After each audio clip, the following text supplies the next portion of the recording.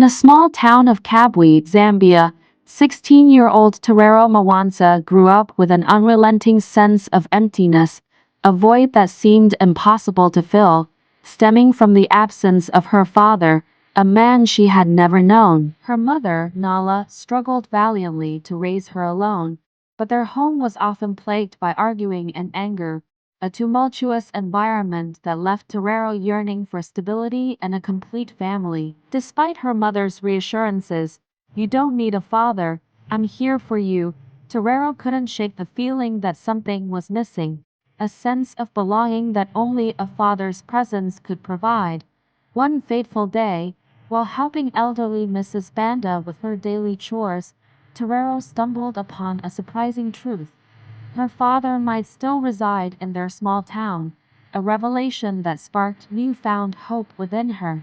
With a sense of determination she had never felt before, Terrero embarked on a secret search, discreetly inquiring about her father's whereabouts from locals who offered whispered hints and knowing glances. However, when Nala discovered Terrero's quest, her anger boiled over, fueled by a mix of protective instincts and lingering resentment. "Forget about him. He abandoned you," she shouted. Undeterred, Terrero pressed on, scouring the town's markets and gathering whispers, her resolve strengthened by each passing day.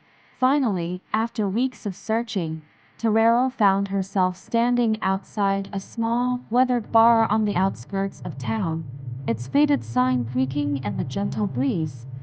With trembling hands, she pushed open the door and stepped inside, her eyes adjusting to the dim light. And that was when she saw him, Kabwe Mwanza, her father. His eyes, worn from years of hardship, sparkled with recognition as Terrero approached, her voice barely above a whisper. "Dad." As they shared stories, Terrero felt an unfamiliar sense of belonging, a connection she had longed for. However, when she asked to stay with him, Cabway's expression faltered, revealing a complicated truth.